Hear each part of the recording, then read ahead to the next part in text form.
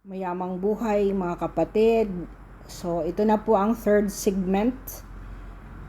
Kung hindi ka pa nakapanood sa first and second segment sa book review na to, Women Men Love at Women Men Live, ay balikan nyo po after you are able to listen to this segment.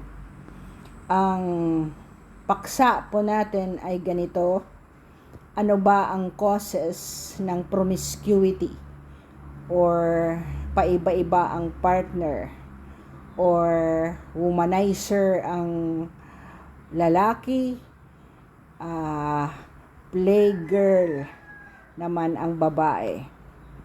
So in the second segment, I usually emphasize that the foundation of the values and the upbringing are predictors. Sila po ang nagpre-predict kung ano ang magiging handling mo sa sex life mo or sa relationship mo when you become an adolescent or adult. Bakit ba may mga lalaki sabay-sabay kayong 5 mga girlfriend and nag-asawa na, marami pa ring kirida na hindi nga naman mayaman, hindi naman gwapo, pero ang dami pa rin niyang girlfriend, di ba? They seem not to grow up. Ang babae din, maayos naman si lalaki, pero ang babae din, pinatatawad ng kanyang asawa, pero ang dami talaga niyang lalaki sa buhay niya na sumasawsaw sa buhay ng babae. Ang first na element ay kung wala kang faith, wala kang relihiyon, wala kang kinatatakutan na Diyos, not unless by culture and religious faith you can have as many as 5 wives, di ba? Pwede yon. But kung ikaw ay nasa civilized society at bawal ang mga bigamous or polygamous relationships, ang unang basihan po kung bakit ikaw ay nawawala ng landas ay dahil wala kang kinatatakutang Diyos.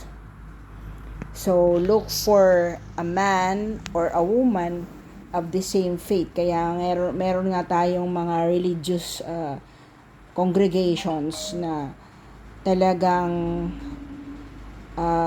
pinopromote ang same religious faith para pareho po ang pananaw ng mag-asawa at partner in life.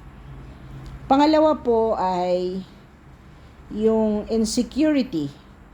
You think that if you have new partners or may mga bago kang biktima, ikaw ay mas masaya dahil maraming nagsasabi how good you are in bed, how beautiful you are, how handsome you are. Kumbaga, itong addiction mo for fame and for applause ay naririnig mo sa bed. 'Di ba? Yung mga lalaking nung bata pa sila, pinagkakaguluhan, campus king, campus princess, campus queen, yung mga ganyan. And then when they grow old, they lose that nawala na yung ningning nila and they cannot accept that. So marami kung may pera, kung anong ginagawa sa mga mukha in order to stay young and beautiful. Kaya nasisira tuloy ang mga mukha natin sa kababanat.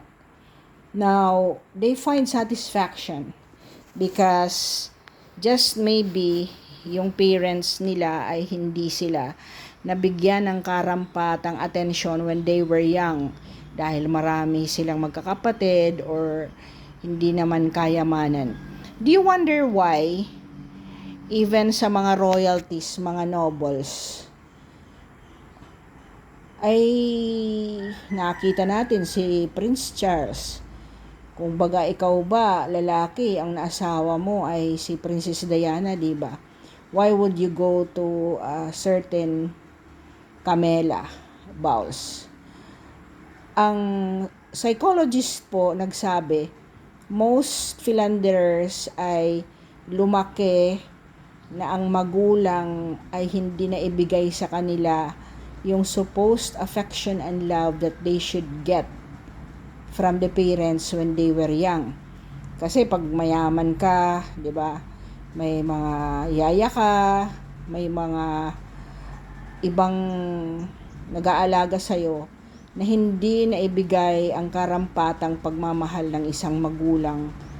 So, most people daw na mga promiscuous ay hindi na build ang kanilang confidence and pagmamahal ng supposed parents na dapat nagbigay sa kanila kung ano ang unconditional love.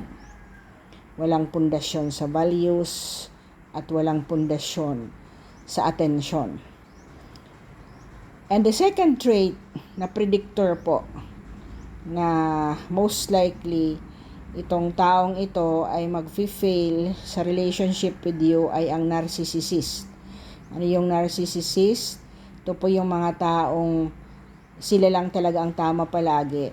And if sumasablay ka, ay kasalanan mo yun. Sumasablay siya.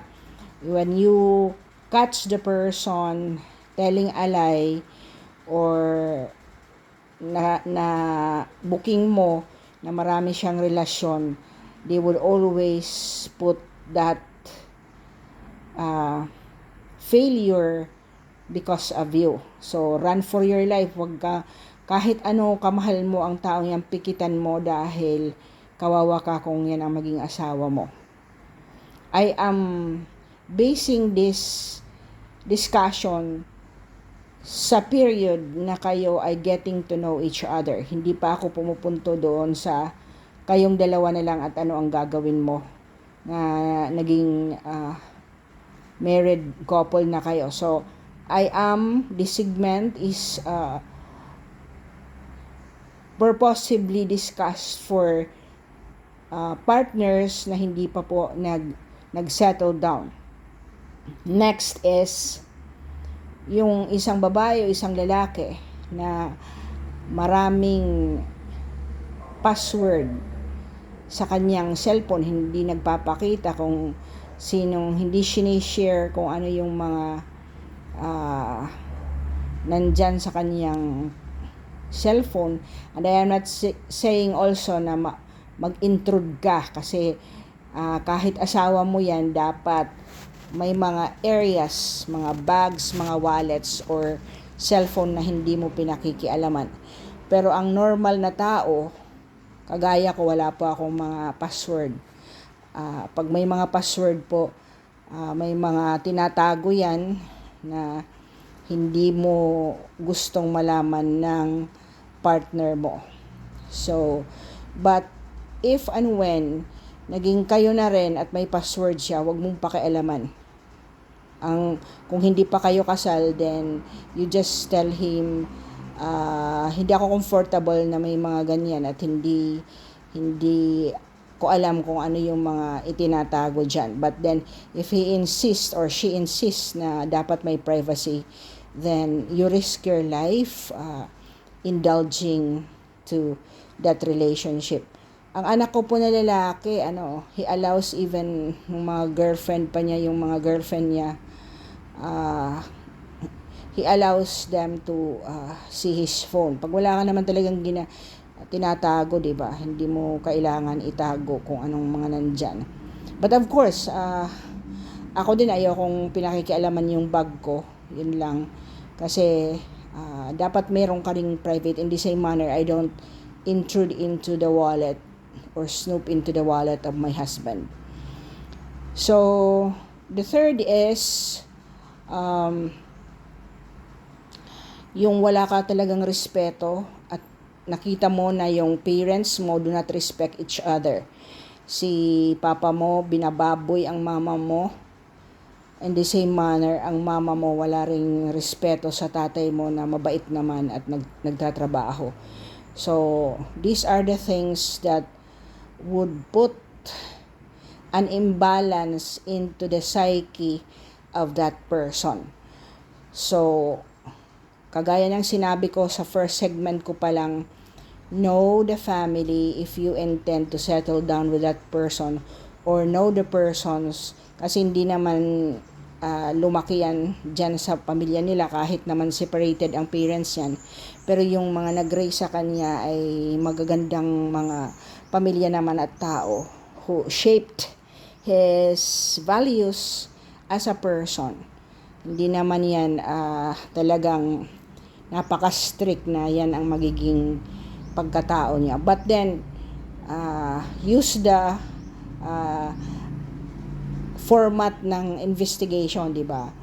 Yung parang during the discussion, who were the persons na mga idol niya at bakit, ano ba ang goal niya sa life niya as a family man or family woman, yung mga ganyan. Why would you want to have many relationships before settling down, yung mga ganyan ba? So, but ako talaga, based from experience, kung ano ang lalaki ka liar noong in the same manner sa babae, kung gaano ka liar yan ng kayo ay boyfriend pa lang, hindi na po yan mag-change. Kung ano ka gambler yan, kung ano ka babaero yan, yun pa rin ang mangyayari. So if marami kayo, then let go of him. Tip ko sa babae, and maybe sa lalaki din, pero most likely this is applicable to me, and I have done this, and I see literature to indicate na wag kang mag-uuna ng move. If the man does not want to communicate with you, wag kang mag-unang mag-text. If he is interested to you, di ba? Kagaya ng sperm yan eh, di ba? Ang egg nakaantay lang sa womb mo. Ang sperm, 40 million yan nagpapaligsahan. Kung sinong makaunang makarich sa egg cell, yun ang magiging tao. So, woman is wired to just stay and wait for the right person to be her husband, and the man chases the girl. So, let him chase you. Let him pursue you if he is interested to make you as his wife, but never initiate any act na ikaw ang magpapahiwatig na gustong-gusto mo siya. It doesn't work that way. Ako, nag-isa lang po ang aking boyfriend na naging husband ko, and I've been with him for 45 years now. So, hindi po ako, never talaga akong mag-chase sa kanya. Kahit nung asawa na kami, there are numerous times that your husband would go astray. Stay put, wag kang magnag. Yan ang power ng isang babaeng may trabaho. You can let them go if they want to, and never chase kung nasaan sila. Bahala silang bumalik sa buhay mo, but never nag and never ever raise the issue about the other woman, because that person doesn't deserve to be talked about. Okay? So, with that in mind, ang una mo pong kakapitan kung ikaw ay magre-risk to be married ay ang Diyos. Pero kung ako noon ay ganito na ang utak ko ngayon, I would rather have a child, raise them alone without a husband. No, I'm just, no. Wala pong ano. Pero kumbaga, you'd rather be an unmarried person than be with a spouse, kay babae, kay lalaki. Nakikita ko may mga straight naman na lalaki pero grabe din yung mga babae, di ba? So, you'd rather raise the child alone and be healthy, raise them with a heart who fears God. Thank you for listening, and you have reached this far. Alam ko nag-i-enjoy ka to understand why men and women act the way that they act. So, hindi po nila kasalanan yan. Talagang wala lang silang consciousness to, be a better person than what they have seen in their parents or the environment around them. Thank you for subscribing and thank you for following. Go to the playlist. Sa aking playlist, marami po kayong mga topics na makikita at interesting po na walang mga comment na nakikita nyo sa ibang mga vloggers and influencers. Amen.